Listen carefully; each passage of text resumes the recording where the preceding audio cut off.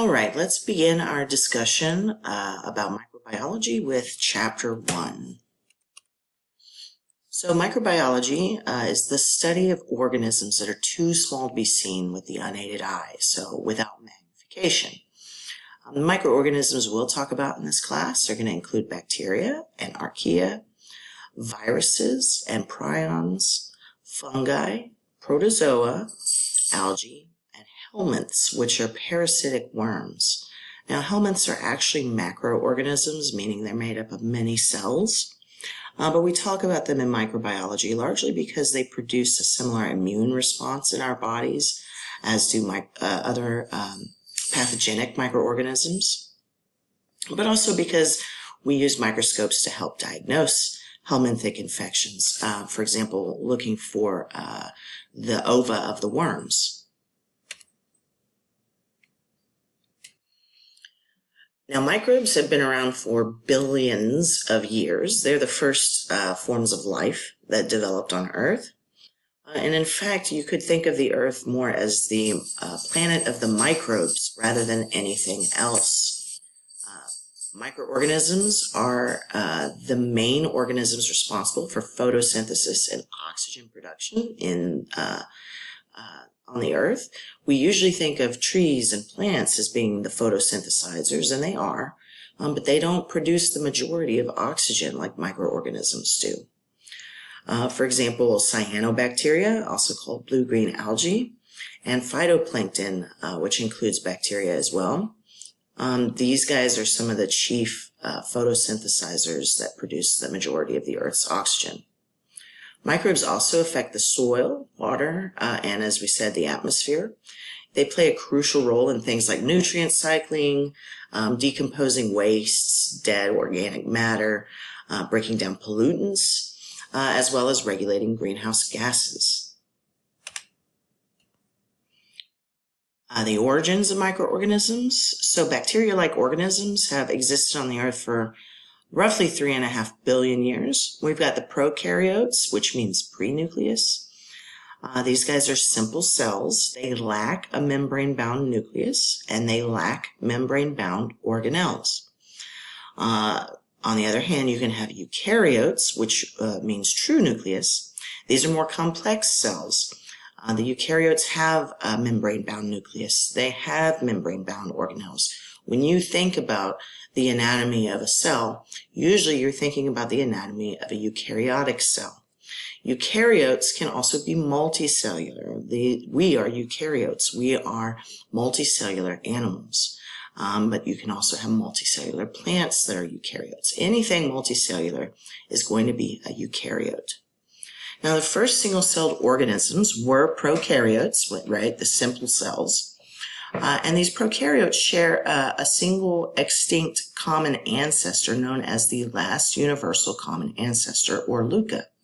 LUCA eventually is going to give rise to bacteria, archaea, and eukaryotes. So what all that means is basically you go back far enough in the timeline, and all three domains of life, bacteria, archaea, and eukarya, share a single common ancestor at some point, billions of years ago, probably about 3.8 billion years ago.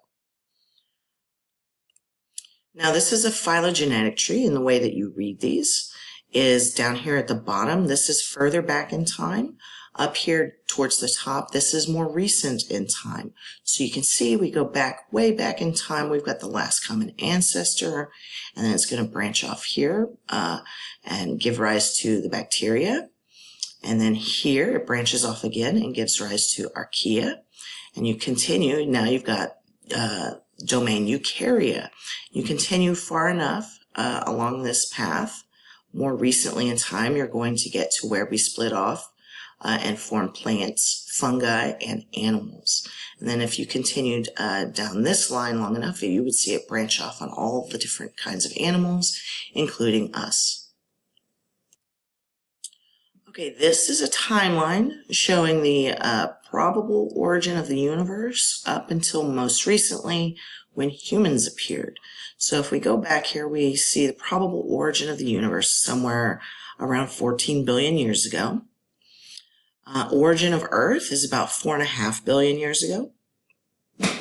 And then about 3.5 to 3.8 billion years ago, we get the earliest cells that appear. And we see earliest prokaryotic cells. And you'll see here that for billions of years, the only thing on the planet were these prokaryotic cells, these very simple unicellular organisms.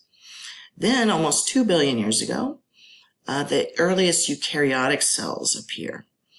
Now, it takes some time there for them to evolve, but you do see reptiles appearing about 500 million years ago.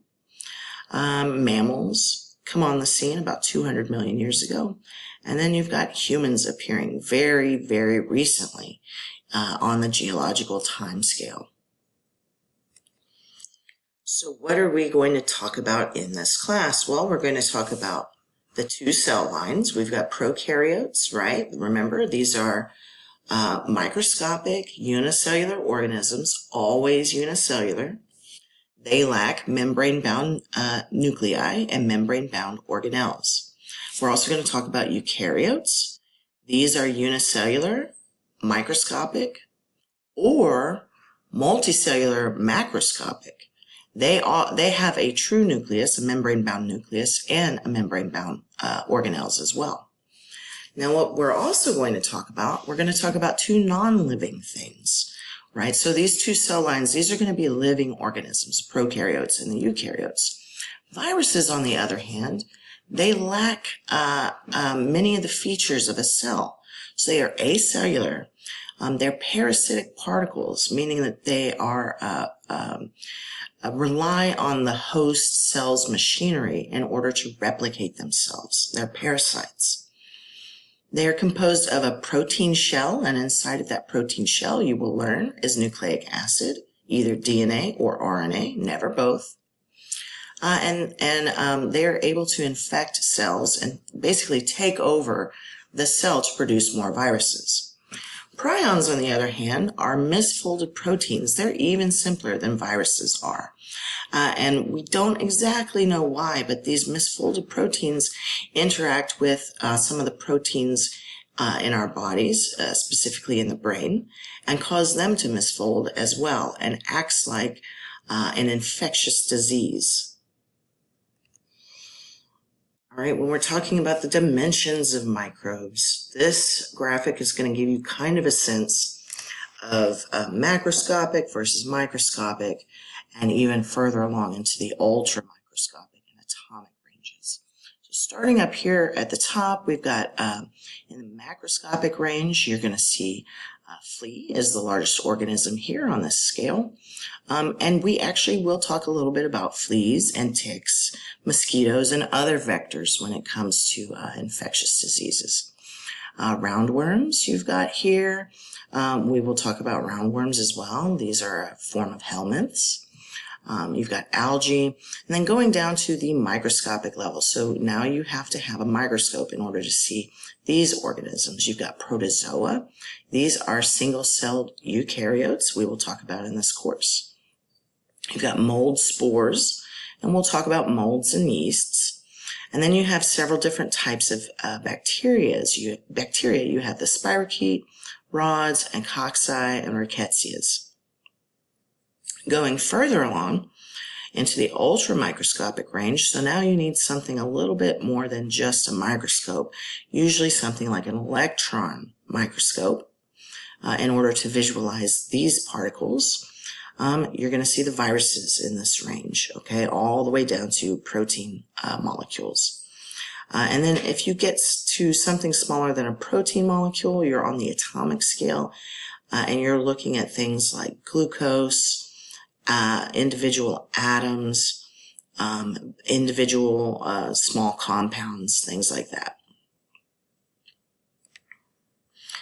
Okay, energy and nutrient flow. Microbes play a very important role in this. This is the flow of energy and food through the Earth's ecosystems. And we already said microbes are a huge part of photosynthesis, which is the light-fueled conversion of carbon dioxide to organic material. So photosynthesizers basically use water, sunlight, and then they extract carbon dioxide out of the atmosphere. And they turn all of that into oxygen and organic energy molecules for the organism, either the plant or the microorganism.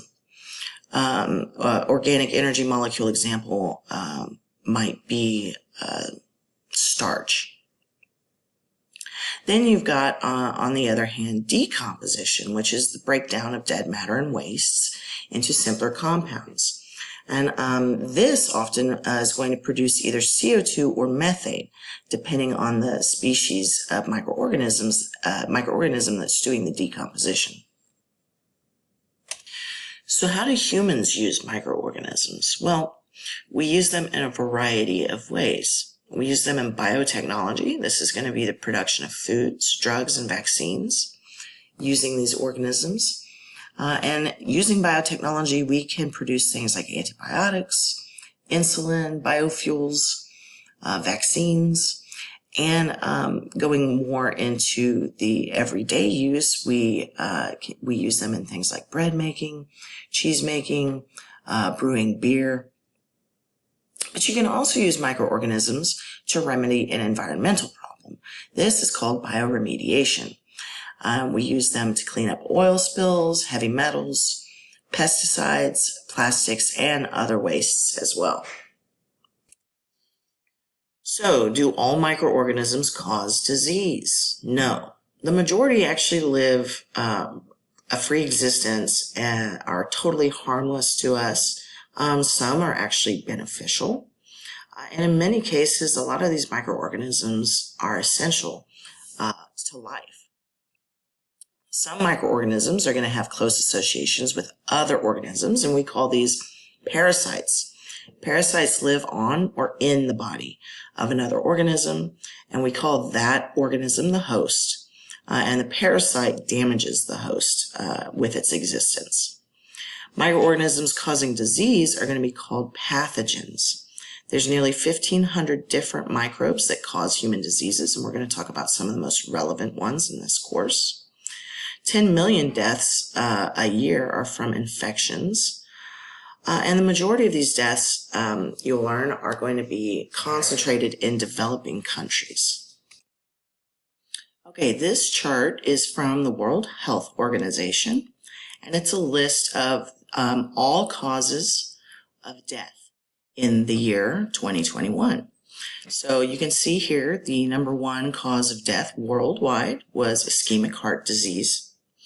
But the number two cause of death was COVID-19, an infectious disease. Going down a little bit further, the fifth most common cause of death is lower respiratory infections, so pneumonias. Number 10, you've got the ancient disease tuberculosis, which still has a lot of relevance today, and in fact looks to be becoming more and more of a threat for our future populations. And then down at number 13, believe it or not, diarrheal illnesses, diarrheal diseases. Diarrhea is still a major cause of death worldwide. And what you'll see is diseases like pneumonias, tuberculosis, the diarrheas. These are going to be more prevalent in developing countries that have less robust sanitation, less robust vaccination, or no vaccination at all. You're going to see these infectious diseases. All right, let's talk a little bit about the historical foundations of microbiology. Microbiology as a field of study has been around for about 300 years, and it's involved thousands of microbiologists over that time. Some of the most prominent discoveries include microscopy, the scientific method, and the development of medical microbiology. So this is going to be things like the germ theory of disease and modern microbiology techniques that we use in the lab. Many of these techniques we use to diagnose infectious diseases. Now, before the invention of the microscope, and before we could see single-celled organisms or just a single cell itself, people believed in spontaneous generation. This is the belief that invisible vital forces present in matter is what led to the creation of life. And the reason they believe this is pretty straightforward. If you look at a lot of dead and organic matter, things like fungus will grow from it. And so they thought, okay, this decaying matter gives way to life. They would also see small animals like mice, roaches, things like that scatter from garbage heaps, litter, debris. And the thought was, oh, that litter and that debris is giving way to life. It's producing these organisms. So that was the thought at the time, which made the most sense given that they could not see on a microscopic level. Now, after the discovery of microbes, the belief in abiogenesis, which embraces spontaneous generation, was still embraced by some scientists. But most scientists advocated biogenesis, and this says that living things arise only from other living things of the same kind. So the microscope is central to microbiology, and it was invented in the 1590s. And around that time, it had a magnification of about 20 to 30 times. Galileo even got involved in the microscope, creating a compound microscope. However, the magnification really wasn't that much of an improvement on microscopes of his time. Robert Hooke in the 1600s, he studied household objects, plants, and trees. And he used the microscope to describe cellular structures, of which he drew sketches. And he actually is the one that coined the term cell. Okay, then comes Antony van Leeuwenhoek. This guy was a Dutch linen merchant, and he developed microscopes in order to study the thread count of his fabrics. He also looked at water and scrapings from his teeth, and he observed what he called animalcules, or little animals, in those specimens. Over the course of his lifetime, he constructed over 250 small microscopes that could magnify objects up to 300 times, which was a significant improvement over the microscopes before him. So the microscope is what's going to pave the way for several advances in medicine. Early concepts of medical microbiology include the germ theory of disease, aseptic technique, sterilization, and pure culture techniques. Oliver Wendell Holmes and Ignaz Semmelweis, these are two physicians who independently of each other describe the importance of hand washing to prevent disease in the hospital setting.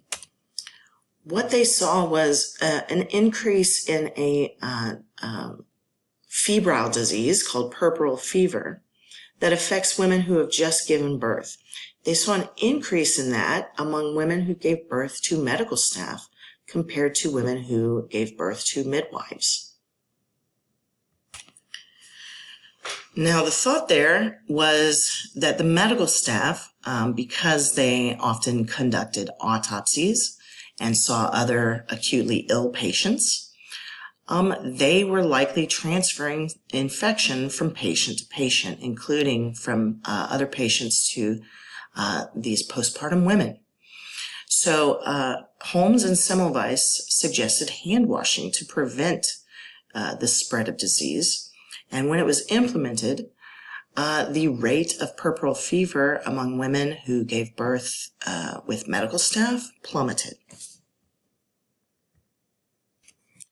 You also have Joseph Lister of Listerine fame.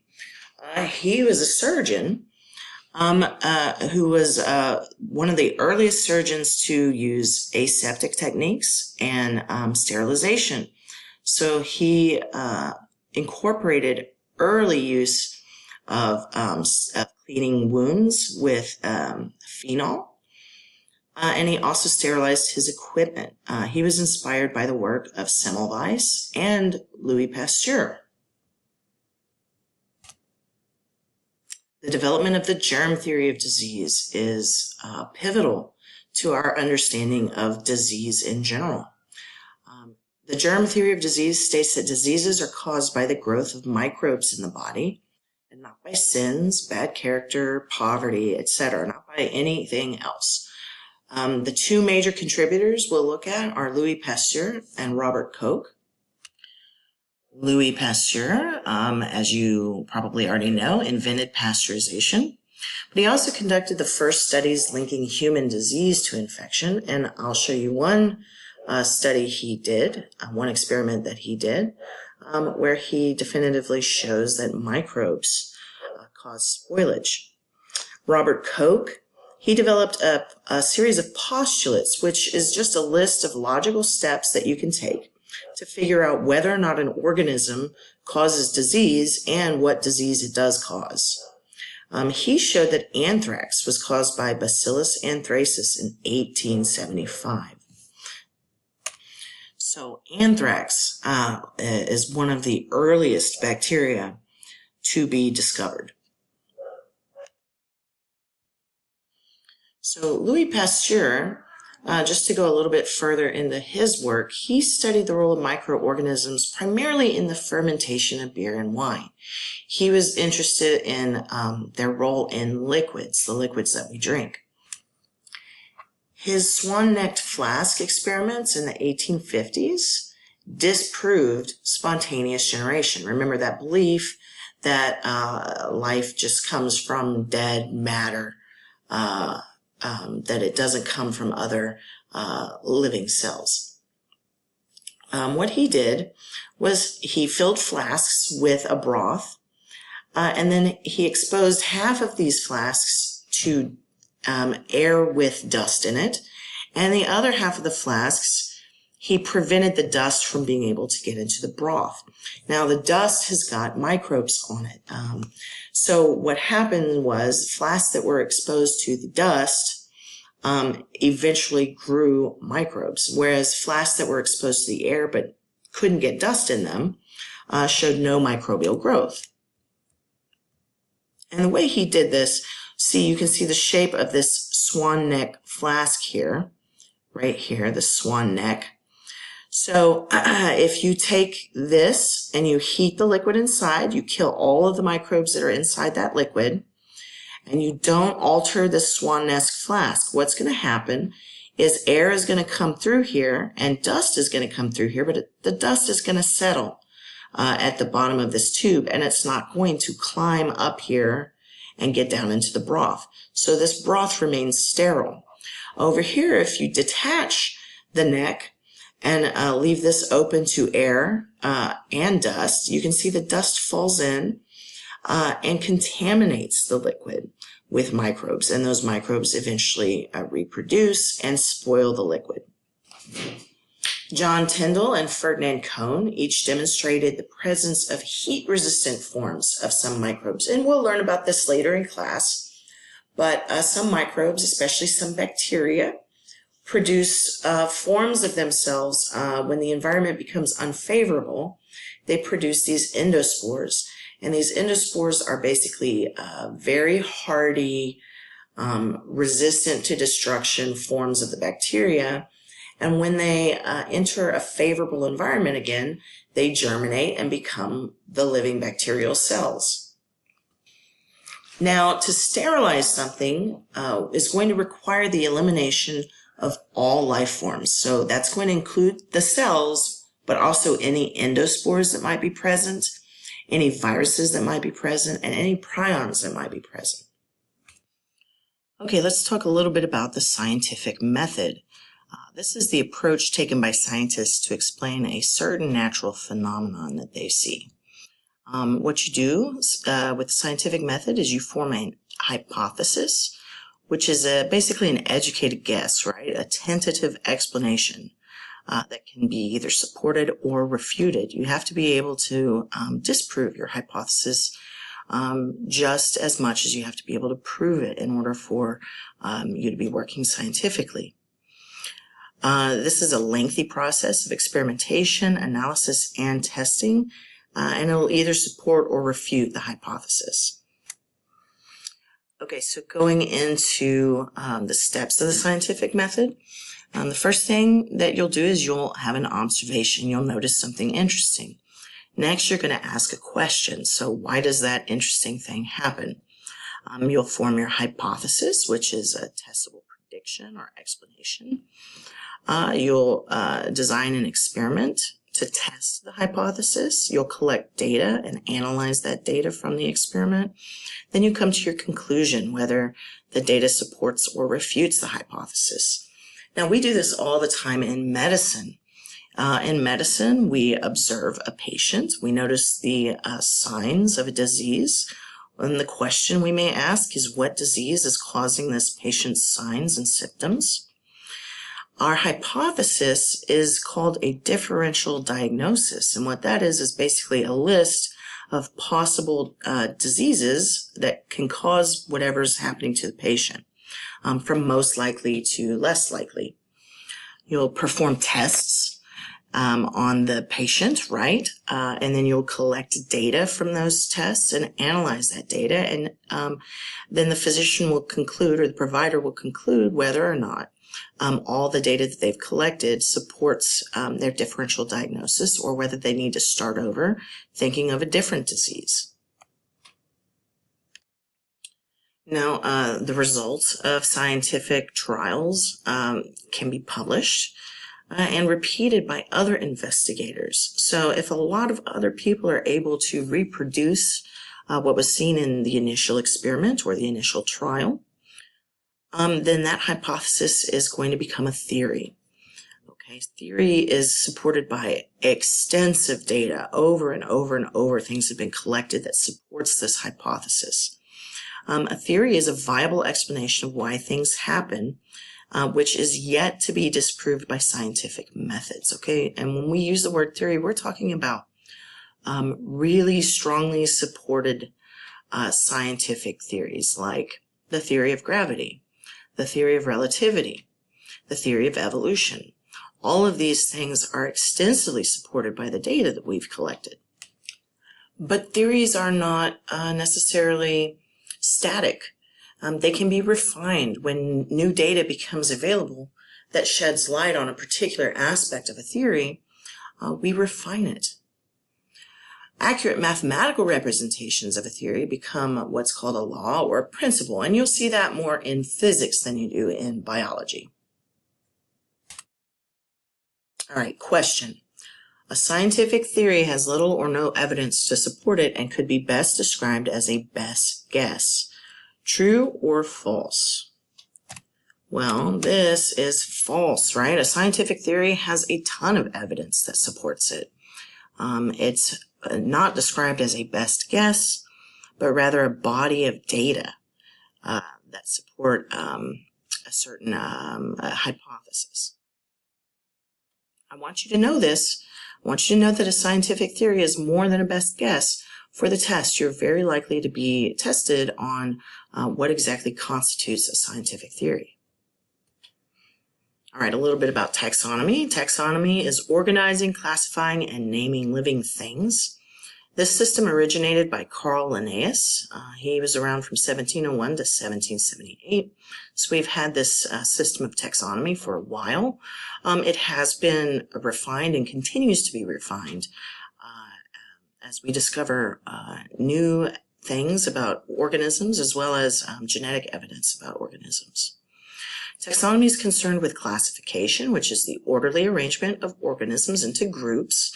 You typically want to classify like organisms with like organisms. It's concerned with nomenclature, which is naming things. And it's also concerned with identification, which is determining and recording the traits of organisms for placement into the taxonomic schemes. There are several levels of classification. The levels go from the broadest, so including the most organisms, down to the more specific, or including the a single organism, usually on the species level. In order, it goes domain, kingdom, phylum, class, order, family, genus, and species. And the way to remember this is the sentence, "Dear King Philip came over for good spaghetti." Now, the levels of classification that we're really going to be concerned with in microbiology is the domain. So we're going to ask, is this organism archaean, a bacterium, or a eukaryote? And then we're going to be interested in the genus and the species of the microorganism. Okay, so just to give you an example of a taxonomic scheme, we're looking at our species here, Homo sapiens. So how would we classify Homo sapiens? Well, you go up to the broadest definition, which is going to be the domain. You start here. The domain is going to be one of three things, either archaea, bacteria, or eukarya. In this case, we are eukaryotes, so we are in the domain eukarya. Next, you go to kingdom. We are in the animal kingdom, okay? This will narrow down the eukaryotes to just those that are animals. Next, you look at the phylum, and we're in phylum Chordata, and that just means that we share several key features with other organisms during our developmental stages. We're in class Mammalia, so we are a mammal. Specifically, we are a primate, so we're in order primates. Family, genus, and finally, species. Sapiens is our species, Homo is our genus. You can do the same thing over here in domain Eukarya, but with the protists, kingdom Protista. And you'll learn about these in this course. These are single-celled microorganisms, including protozoa, which are kind of like unicellular animals in a sense. They're very cool, and we'll learn more about them later in the course. Okay, question. Organisms in the same family must also be in the same class. True or false? Well, if you go back here, we look for family right here. And then you look up above it, here's class. So everybody in this family is in this class, but not everybody in this class is in this family, if that makes sense. So the question was, organisms in the same family must also be in the same class. And this is true. Organisms in the same family, so here we have a human and a gorilla, are also in the same class. Humans and gorillas are mammals.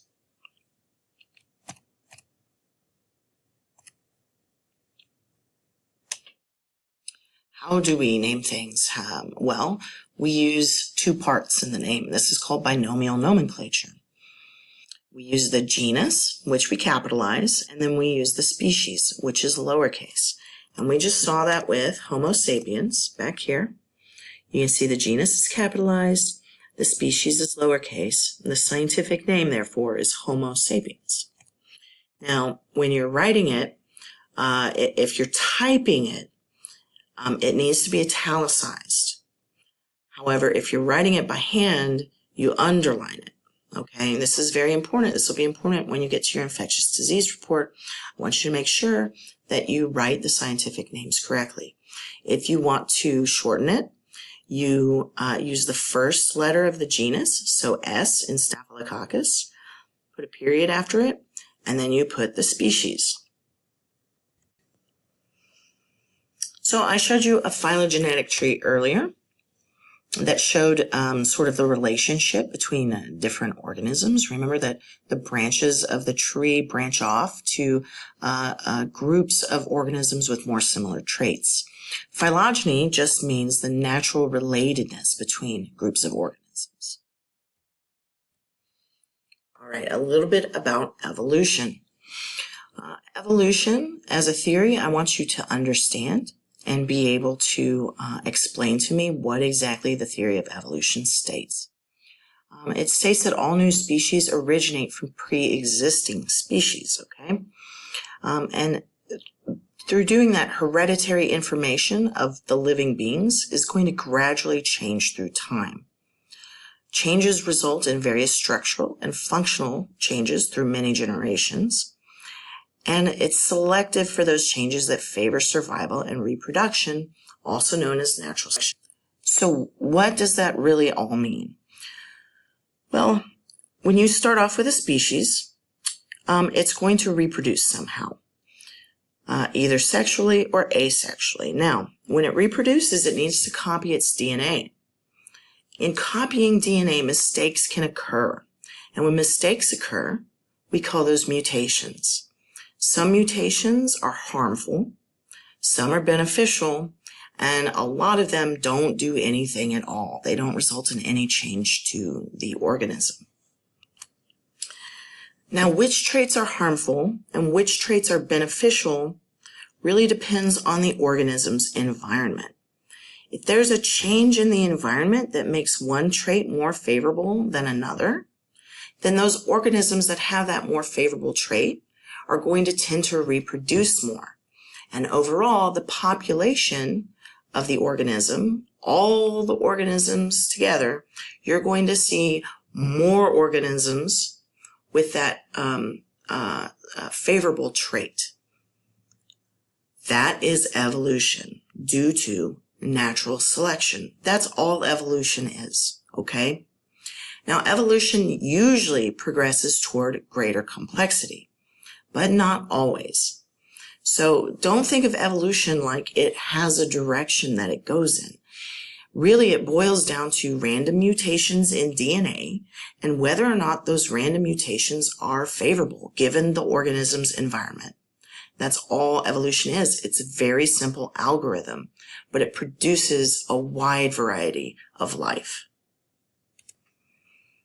All right, we're going to talk about organisms from all three domains of life in this course. We're going to talk about bacteria. These are true bacteria. They're what you think of when you think of bacteria.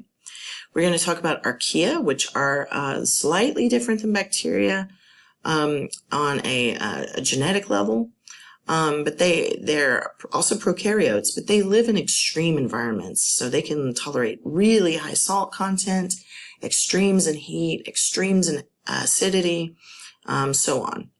And then we're going to talk about eukaryotic organisms or creatures in the domain eukarya. And these have a nucleus and a membrane-bound organelles. Now remember, the three domains of life, bacteria, archaea, and eukarya, all share a common ancestor known as the last universal common ancestor. LUCA, the last universal common ancestor, is a hypothetical organism. Now, we don't have a fossil record of the last universal common ancestor, but what we do have is genetic evidence. So if you looked at organisms from all three domains of life, bacteria, archaea, and eukarya, if you looked at the organisms in here and studied their genetic codes, you would see that we have a certain proportion of genes that are identical with other organisms. This strongly suggests a common ancestor among all of us.